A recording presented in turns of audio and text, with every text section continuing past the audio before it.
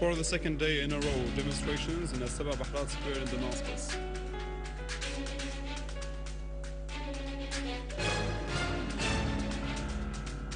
And Syria addresses the UN Security Council and the Secretary General of the United Nations.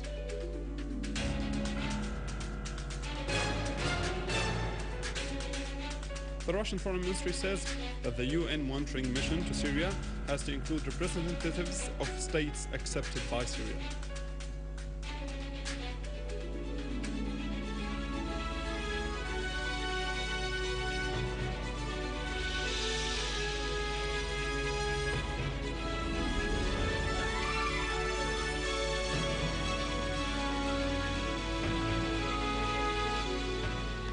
Good afternoon, this is news in English from the Syrian television in Damascus. Syria addressed two letters to the head of the UN Security Council and the UN Secretary General on the terrorist acts perpetrated by armed groups which are backed by Arab and Western countries. The letters said that terrorist acts committed by the armed terrorist groups in Syria have increased during the last few days, particularly after reaching an understanding on Kofi Annan's plan. The letters added that the instigation was escalated by some sides who claim care for Syria and making the UN Special Envoy's mission a success, while at the same time acting contrary to Annan's plan and the return of security and stability to Syria. The letters pointed out that the outcome of some meetings recently held indicated that the main goal of the participants was to shed more Syrian blood, to the extent that some of them announced establishing funds to finance and arm these groups and give them salaries. The two letters documented the number of women and children martyred, in addition to those who were abducted or threatened with death for ransom from civilians and army and police members. The letters added that Syria called upon all states to work together with it to prevent terrorist acts, including the implementation of the international conventions related to terrorism.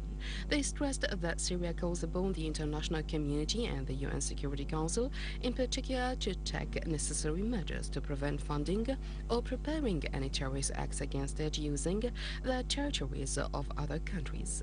Syria also warned the countries which announced that supporting and arming the terrorists against Syria is a duty of the consequences of their statement, as the world won't forget the role in funding terrorist groups in other countries, which had catastrophic consequences on regional and international levels. Syria's permanent representative at the UN holds a press conference during which he talks about some of the 6 irregularities that the Qatari ambassador committed during the meeting. An obvious scheme that aims at hindering the course of reaching a solution to the Syrian problem, as the Qatari ambassador at the United Nations made some terrorist sponsoring maneuvers during the recent United Nations meeting. Syria's permanent representative at the United Nations, Dr. Bashar Jafari, affirmed that the Qatari representative committed some violations in an attempt to affect the presidential statement that the Security Council issued in support of Kofi Annan's plan for solving the Syrian crisis, and to hinder Annan's plan after Syria has already agreed to it. The PGA violated his commitments in his capacity as President of the General Assembly when he cut off the media coverage of the meeting, in spite of the fact that, as you are all aware, he sent to all the reporters through his spokesperson a note informing all of you that the meeting is open to the media and to the reporters, as well as to the UN TV and webcast. And this is a document issued by his spokesperson and sent to all of you, certifying the accuracy of what I'm saying. The PGA, as you know, cut off the media coverage on purpose in order to prevent me from reaching to the international public opinion as well as to the member states. He did it, and that, according to my humble knowledge, it never happened in the past. It never happened in the past. That means he was scared of the truth. Al-Jafari added that the President of the United Nations General Assembly ordered that all of the cameras be turned off, even the United Nations camera.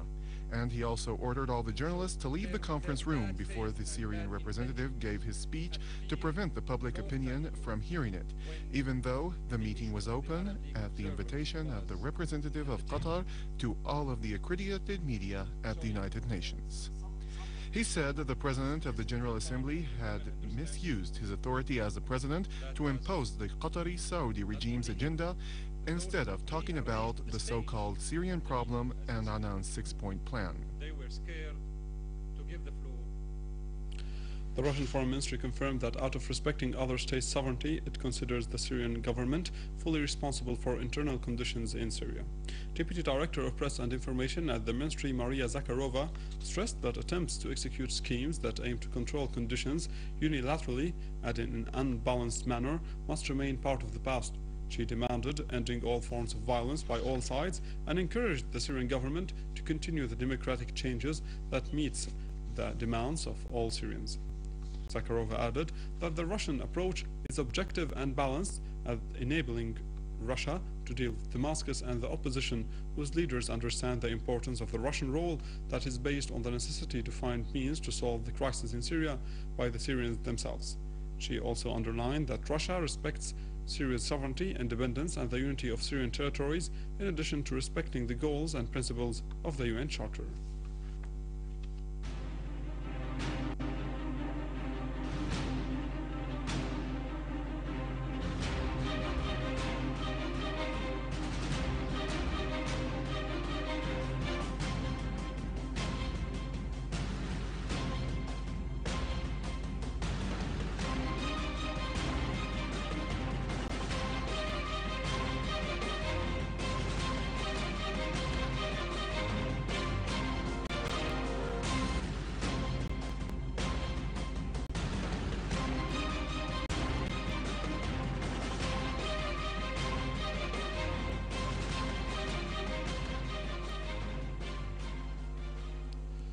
In our local news, thousands of Syrians gathered today in Syrian Square and other squares across Syria in commemoration of the 7th of April, the birthday of Al-Ba'ath Arab Socialist Party.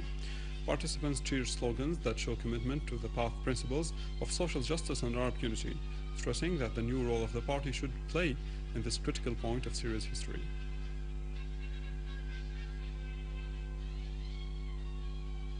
Earlier yesterday, thousands of people flocked to the Sabah Bahrat Square, rejecting foreign intervention. The Syrians who protested against the Istanbul Enemies of Syria conference took part in the event. The crowds expressed categorical rejection of all forms of foreign intervention in Syria's internal affairs. They affirmed complete support for the comprehensive reform program, stressing that the Syrian people are able to foil Western colonialist projects in the region.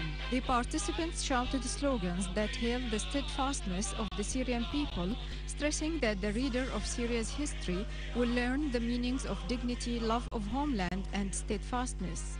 The Syrians who protested Istanbul Enemies of Syria's conference took part in the event to reiterate their stance in rejecting Western Qatari Saudi regime's agenda to fund terrorism in Syria. لقد حضرنا إلى تركيا نحن وبعض فئات الشعب السوري من محامين ومهندسين وأطباء. We went to Istanbul as a group representing different categories of the Syrian people, including lawyers and physicians. We delivered a letter from Syria stressing that the Syrians reject the crimes of Istanbul Council against Syrian people. The will of the Syrians doesn't meet with this council because it represents a Saudi, Qatari, and Western agendas.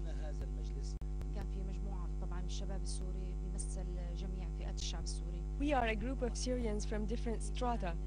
We went to Istanbul to denounce what happened there. We as Syrians don't recognize the so-called Istanbul Council at all.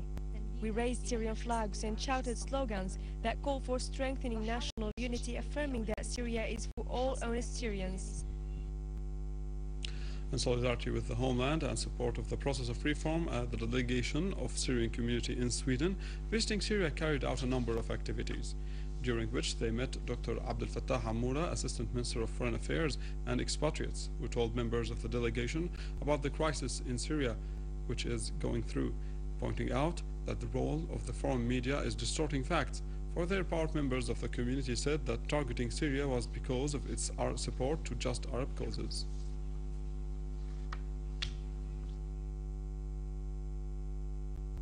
The visit is scheduled for 7 days, during which the delegation will get acquainted with the facts on the ground away from media fabrications and lies. We came here to support the Syrian people. Our hearts and feelings go with our homeland and our people. We want to build bridges of cooperation between Syrian communities abroad and our Syrian citizens inside the country. Our visit to Syria is designed to offer moral support to our country and our martyrs who sacrificed their life for the sake of the homeland. Earlier, the Grand Mufti of the Republic, Dr. Ahmed Badruddin Hassoun, received members of the delegation of the Syrian community in Sweden visiting Syria. Dr. Hassoun stressed the role of expatriates in conveying the reality of what's taking place in Syria in light of the misleading Arab Western media campaign. On his part, Minister of Information, Dr. Adnan Mahmoud, called upon members of the Syrian community in Sweden to invest in the field of media industry in Syria under the new media law, which provides modern media environment to transfer Syria into open media space.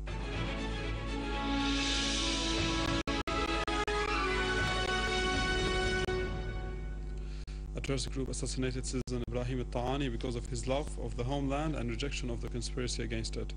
His people, in cooperation between. In the town of Sahm al-Jolan in Daraa, 6 terrorists broke into the house of Ibrahim al-Ta'ani and murdered him in front of his wife and children, stealing a sum of 200,000 Syrian pounds he had in the house. I am Ibrahim al-Ta'ani from Sahm al-Jolan. We are the defenders of the homeland, and our blood is mixed with its soil. Al-Ta'ani had been threatened more than once by terrorists. The terrorists burned his car, his store, and cut down 55 olive trees he owned in November 2011. In cooperation between the residents and specialized authorities, were able to break into a number of armed terrorist groups' hideouts in Al-Shaythoniya in Douma province in Damascus countryside. The specialized authorities seized large amounts of various weapons and explosives, as well as advanced communication devices. The specialized authorities clashed with the armed terrorist groups, which resulted in the killing of a number of them and arrest of others, including some of the most dangerous terrorists wanted for murders, terrifying citizens, and sabotaging public and private properties.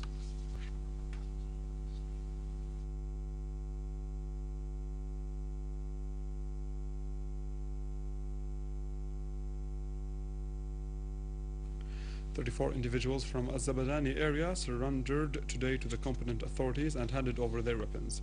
30 of them from Al-Rawda village, 2 from Hur al-Ain and 2 from Buqin. They said that the truth has become obvious to all and that what is going on was a mere act of terrorism which is against Syria's interest.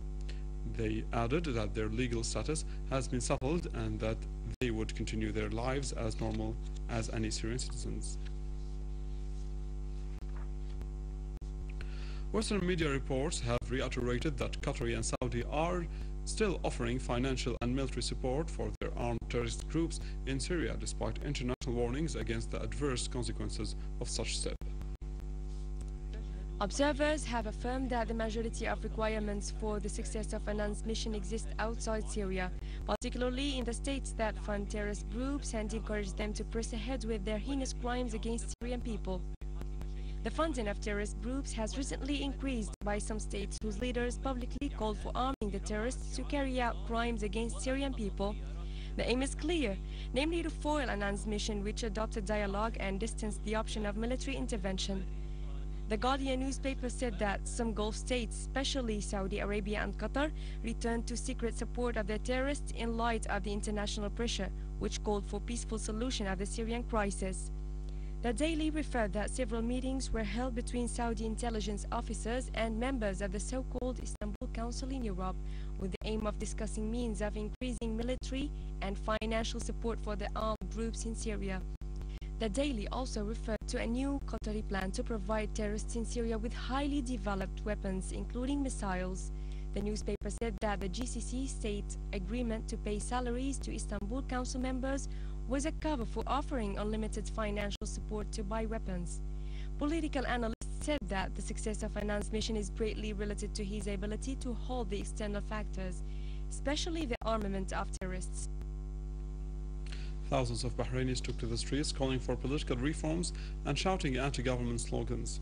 The Bahraini opposition groups have called to set free the arrested activist Abdelhadi Al-Auja, expressing deep concern over targeting legal and political activists by the regime's security and military apparatus.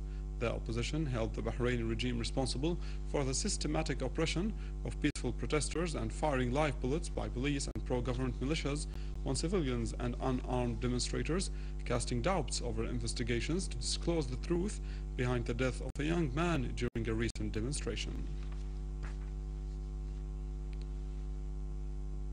And this brings our bulletin to an end. For more news and information, log on to our website in English, www.syriaonline.sy.